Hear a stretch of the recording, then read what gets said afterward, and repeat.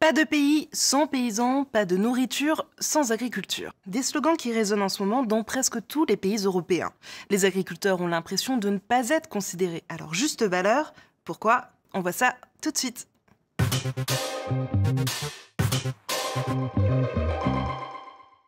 Des tracteurs à l'assaut de Paris, prêts à tenir le siège. C'est la menace des syndicats agricoles en France. Et cette colère des campagnes qui prend le bitume et bloque les autoroutes, on la retrouve aussi aux Pays-Bas, en Roumanie, en Pologne et même en Espagne. Toute une profession qui n'arrive plus à vivre dignement dans l'une des plus grandes puissances agricoles au monde. Un sacré paradoxe pour l'Europe. Pour comprendre, retour sur les derniers événements en accéléré.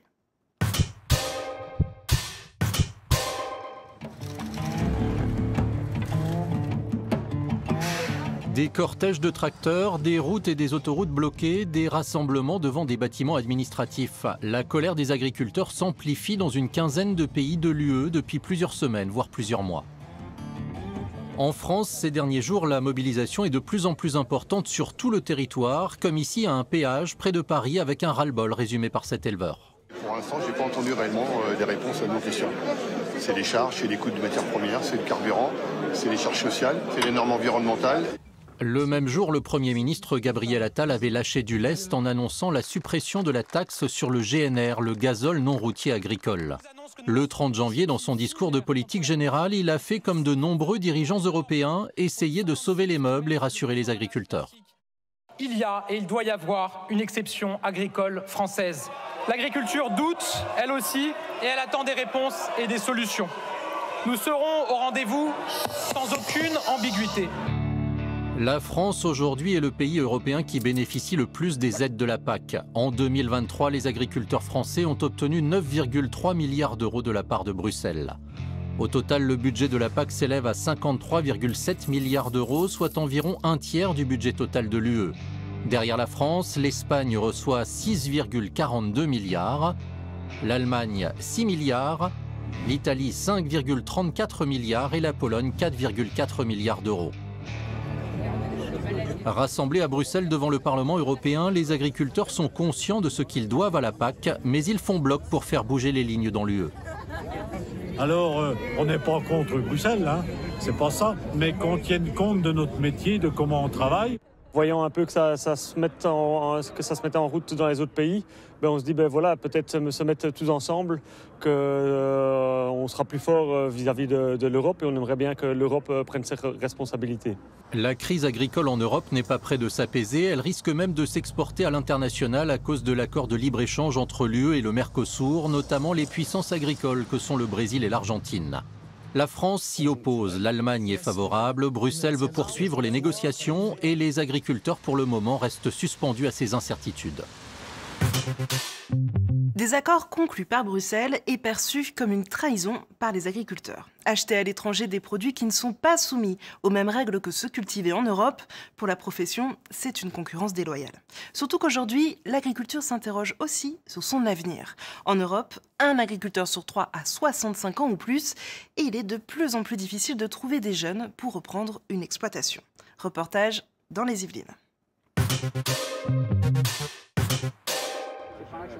Un père et son fils dans les champs, l'image est de moins en moins fréquente. À 20 ans, Clément va reprendre cet été une partie des terres de son père, céréalier maraîcher dans le bassin parisien. Au lycée agricole, il a pu s'en rendre compte, ils sont peu nombreux à suivre son exemple. J'ai pas mal d'amis qui étaient dans ma classe aujourd'hui qui ont complètement dévié de cette voie-là. Il me semble qu'on doit être 2 sur une classe de 20 à devenir agriculteur. Les raisons de la crise des vocations agricoles sont bien connues. Problèmes d'image, charges de travail, revenus incertains et des tracasseries administratives dont se plaignent tant les paysans. C'est énormément de papier, de paperasse, on va dire, à faire. Et donc déjà, ça, c'est un cycle qui est très très long pour arriver à l'installation. C'est pour ça que c'est vraiment un métier de fou, parce que là, le fils aîné, lui, il s'est installé en aviculture avec son élevage de poules pondeuses bio. Et lui, il s'est mis 1 million sur le dos. Lui, Clément, le deuxième, lui, il veut faire plutôt dans les plantes vertes et dans l'arboriculture. Il va s'en mettre pour 500 000 euros. Olivier Gousseau s'estime chanceux. La ferme restera dans la famille, mais ailleurs, la relève générationnelle est de plus en plus difficile à trouver. Un futur projet de loi doit inciter les jeunes à s'installer à l'heure où un tiers des agriculteurs doit partir à la retraite d'ici 10 ans. On est combien de tracteurs? On est 5 tracteurs. Ouais. C'est parti pour aller bloquer l'autoroute de Normandie. Ce petit groupe d'adhérents à la FNSEA, le premier syndicat agricole français, participe au mouvement de colère paysanne pour moins de normes et de taxes, pour une plus juste rémunération et une meilleure considération. On serait bien dans nos champs, mais bon. C'est un temps à aller bosser, ça. C'est pour la bonne cause qu'on est là, on le sait. Au vu de l'évolution du métier, beaucoup se posent des questions sur leur succession, comme ce céréalier des Yvelines qui se demande s'il doit encourager son fils à reprendre l'exploitation familiale. Aujourd'hui, lui laisser mon exploitation telle qu'elle, ce sera un cadeau empoisonné. Ce sera compliqué, très compliqué de se dire on laisse la ferme, parce qu'on est quand même, je suis quand même la 5e génération. Ça fait 150 ans qu'on est sur la ferme, mais on n'est plus voilà, comme il y a 30 ans, 40 ans, où il fallait produire et il fallait nourrir la France. Aujourd'hui, on se demande si on est là pour produire ou si on est juste là pour l'entretien du paysage. Alors, par rapport au gouvernement, on leur dit soutenez toujours nos jeunes et motivez-les pour venir chez nous. Le métier d'agriculteur, c'est le plus beau des métiers, mais à condition quand même qu'on puisse dégager un revenu. Enfants, on en rêve, adultes, on en crève, dit cette pancarte. C'est une crise existentielle que traverse l'agriculture française. Ils sont aujourd'hui moins de 500 000 exploitants, 4 fois moins qu'il y a 40 ans. Enfants, on en rêve, adultes, on en crève. Un slogan où les mots ont un sens lourd. Et chez nos voisins, les raisons de la colère ne manquent pas non plus. Mais ce sont souvent des mesures propres à chaque État qui ont mis le feu aux poudres. On voit ça en détail. Partout en Europe, le monde agricole voit rouge. C'est des Pays-Bas que la fronde est partie. Ce petit pays de 18 millions d'habitants est le 2e exportateur mondial de produits agroalimentaires derrière les États-Unis. Une grogne contagieuse puisqu'elle s'installe aussi en Allemagne, en France, en Belgique, en Espagne, en Irlande, en Roumanie et en Pologne. Aux Pays-Bas, comme en Belgique, ce qui a fait déborder le vase, c'est une décision gouvernementale. Elle préconisait une réduction des cheptels de bovins de 30% d'ici à 2030 afin de faire baisser les émissions d'azote. Pour les agriculteurs néerlandais, cela signifie moins de bétail, moins de lait et donc moins d'argent. En Allemagne, dans l'œil du cyclone, la réforme de la fiscalité prévue en 2026. La coalition menée par Olaf Scholz souhaite supprimer une exonération sur le diesel agricole dont bénéficiait jusqu'à maintenant la profession. Pour les agriculteurs français, on marche sur la tête. Trop de normes, trop de frais et rien dans le porte-monnaie.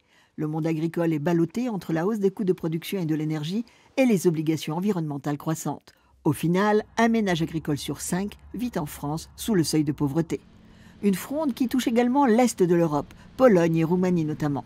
Les producteurs dénoncent la concurrence déloyale de l'Ukraine, accusée de brader les prix de ses céréales, car dans la foulée de l'offensive russe, l'Union européenne a suspendu les droits de douane pour tous les produits importés d'Ukraine, une aide pour Kiev qui pénalise ses voisins européens. Le sud de l'Europe n'est pas épargné non plus. L'Espagne est touchée de plein fouet par une sécheresse sans précédent, conséquence, le prix des matières premières s'est envolé. Des problématiques divergentes, mais un ennemi commun, le pacte vert européen, le Green Deal. Tous dénoncent ce plan qui prône la transition écologique des États membres de l'Union européenne et qui fixe des objectifs de réduction d'usage des pesticides. Il faudra de vraies mesures pour sortir de cette crise agricole commune. Et pour résoudre la crise, la Commission européenne vient de faire un premier pas. Depuis janvier, les agriculteurs devaient s'engager à laisser 4% de leurs terres en jachère pour mieux protéger la biodiversité. Mais des terres non cultivées, c'est aussi des revenus en moins. Alors Bruxelles vient de proposer de suspendre la mesure. Une première victoire pour les agriculteurs, mais suffisant? On a posé la question à un spécialiste de la politique agricole. Interview. Nous l'avons vu, de nombreux agriculteurs se sentent aujourd'hui gravement menacés. Pourquoi sont-ils nombreux en Europe à ne plus pouvoir vivre de leur travail? La conjoncture est très difficile pour eux. Les tarifs de leurs produits dépendent de très grandes entreprises de vente ou de transformation qui sont en position de force pour négocier. De même, d'autres grandes entreprises leur vendent des semences, des produits phytosanitaires ou des engrais. Et ce sont elles qui fixent les prix. Ceci dit, de nombreuses exploitations agricoles sont prospères. Certaines branches de l'agriculture se portent bien. Tous les agriculteurs ne subissent pas la précarité. Les agriculteurs accusent l'Union européenne de les mettre en danger. L'Union européenne qui pousse dans le sens d'une agriculture plus écologique et durable aux dépens des pratiques intensives. Pourquoi les agriculteurs souffriraient-ils de ce changement de modèle ? L'agriculture est en pleine transformation de façon générale. Les petites exploitations subissent une forte pression économique parce que les grandes exploitations produisent à moindre coût. Et puis de nouvelles pressions plus politiques s'ajoutent à tout cela. La société est devenue plus exigeante en matière écologique. Il y a les engrais rejetés dans les eaux potables, les émissions de gaz à effet de serre, le bien-être animal. Tout cela représente des coûts indirects à prendre en compte désormais.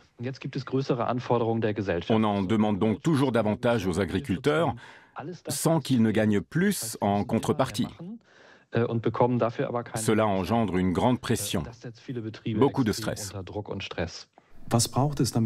Quelle serait la solution pour que le secteur agricole soit rentable, durable sur le plan écologique et social, sans oublier le bien-être animal ?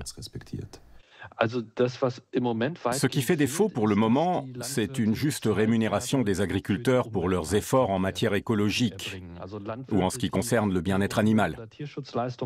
Ces efforts ne sont généralement pas répercutés sur le prix de vente.